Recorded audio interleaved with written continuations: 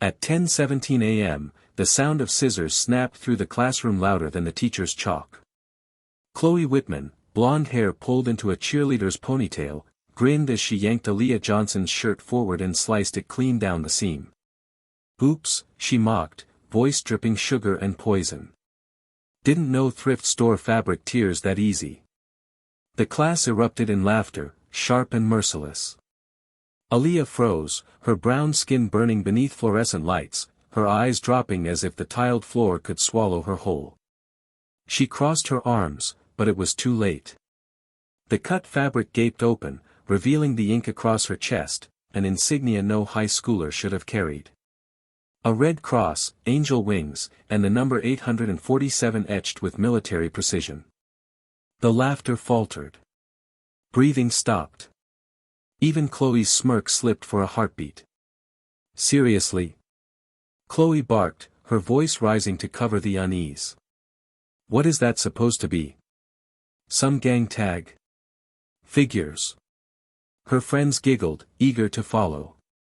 The word gang stuck like a blade, turning the giggles into whispers that slithered through the classroom. Aaliyah's hands trembled as she tried to pull her jacket closed, but Chloe's fingers shoved it aside. "Show them," Chloe ordered. "Let everyone see the wannabe soldier act." The students' eyes flickered, some curious, some cruel, some deliberately looking away. Mr. Adams, the history teacher, paused mid-sentence at the board. His chalk hung still, his lips pressed thin. Aaliyah's throat tightened. The ink was her father's legacy. Staff Sergeant David Johnson had carried the same tattoo into combat, a medic who refused to leave anyone behind. She had it done at 15, a way of saying she remembered him after the war took him. But here, in this room full of iPhones and gossip, the memory had become a weapon against her. Chloe sneered. "Guess poverty buys tattoos before breakfast." The silence that followed wasn't empty, it was suffocating. Aaliyah's chest rose and fell, steadying against the storm. Then her voice, calm, cut through the smirks. "It's not a gang mark. It's a soldier's oath." Chloe laughed too loudly. "Oh, please." But Mr. Adams stepped closer, eyes fixed on the design. His voice was quieter, heavier. "I know that insignia." The class shifted uneasily.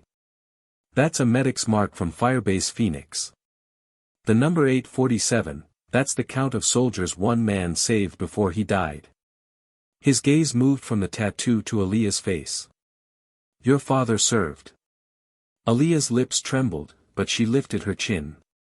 "Yes. He died so others could live. That mark isn't shame. It's the reason some of you even have uncles, brothers, cousins still alive." The words cracked through the room like thunder. Chloe faltered, the scissors hanging slack in her hand. For the first time, her laughter sounded thin. Whispers spread like wildfire. "Her dad was a medic. 847. I've heard that number before." Phones went down, faces turned. Chloe's friends shifted uncomfortably, their smiles dissolving. One even muttered, "Chloe, maybe stop." But Chloe, cornered, struck harder. "Don't act holy just because your daddy died in some desert. Doesn't make you special." The cruelty was raw, but it landed flat. Mr. Adams's voice cut sharper than her words. "Enough. This isn't cruelty anymore, it's ignorance." His eyes scanned the room, then landed on Chloe. "What you just mocked is sacrifice. Aaliyah carries history you couldn't imagine surviving." The authority in his tone made students straighten in their seats. Chloe flushed red, her defiance wilting under the weight of eyes turning against her. The scissors in her hand looked childish now, flimsy against the reality she had just slashed open. Aaliyah pulled her torn shirt together, her hands finally steady. She met Chloe's gaze, not with anger, but with something heavier. "You thought you exposed me," she said softly. "But all you did was expose yourself." Mr. Adams nodded once, as if to seal the verdict.